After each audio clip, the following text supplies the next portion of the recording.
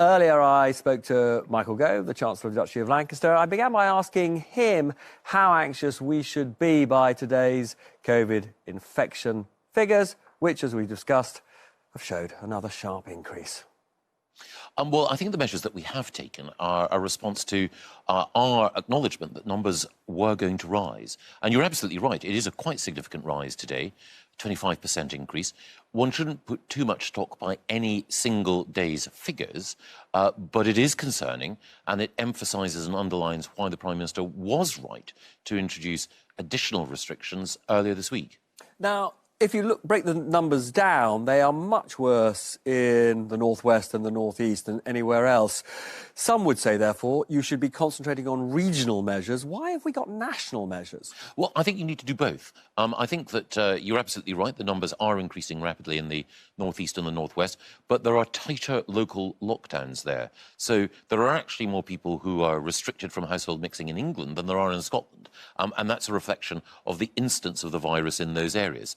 It wouldn't be fair to apply the same regime in the West Country when the instance of the virus isn't anything like as, at the moment, a widespread as it is in the northeast and northwest. Now, the other thing which is very striking is there's been a huge rise in recent weeks in infections in the Pakistani community, in other ethnic minorities, and in fact the incidence of COVID is much higher among ethnic minorities. And of course we also know that, unfortunately, they quite often get it worse than in the white community. Do you understand why the problem is so much worse for Pakistani and other ethnic minorities, and what are you doing about it? Well, work is going on in order to establish precisely which sections of the whole of the UK population are perhaps more inclined to succumb to the spread of the virus. And also, you're absolutely right, there are some sections of society who, if they are infected, suffer more. Now, there could be a number of factors. It could have something to do with household formation. It could be related to the higher instance of people from BAME communities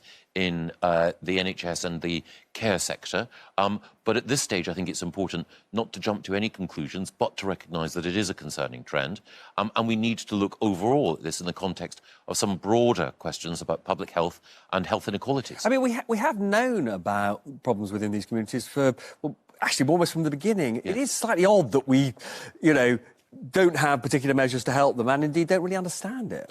Well, we're understanding more and more, but this is a new virus, and scientists, of course, are reflecting and refining their findings about the particular dangers to particular communities and to particular individuals with vulnerabilities.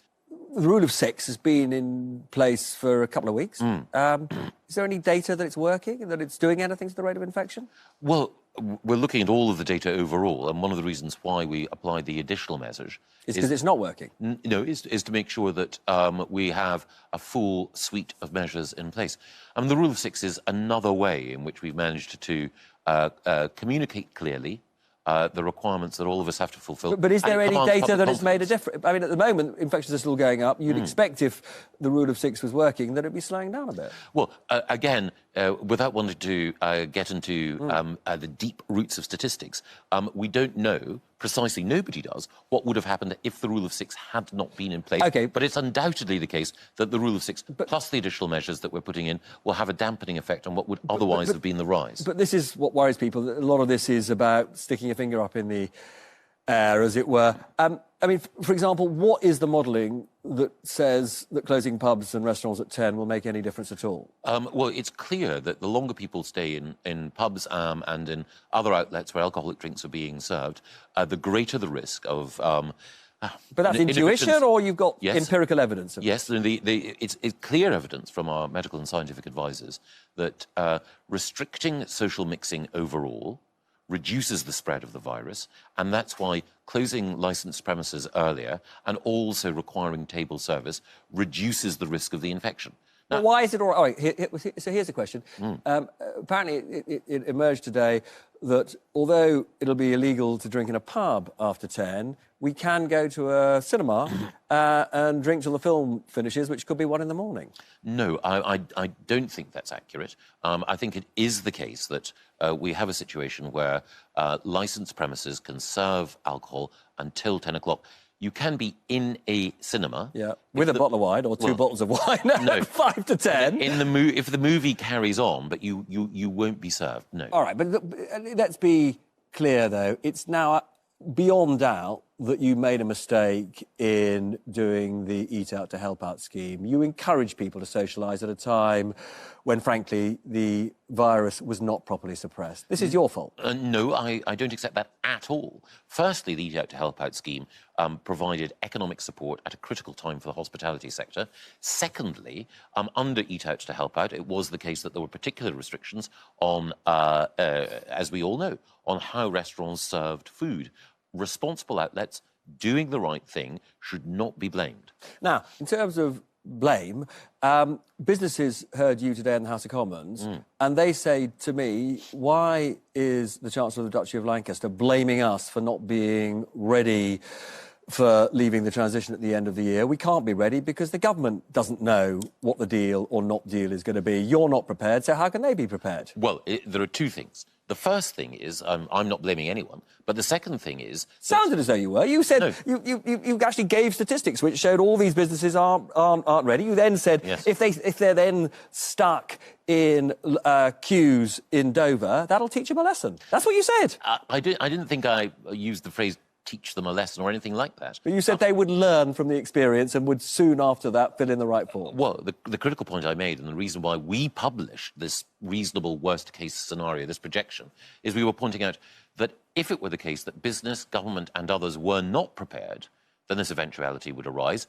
And the reason for publishing it was to make sure that we had a call to action and a call to arms for business. But how can they be prepared if you haven't got a deal to explain to them? Well, there are two things there.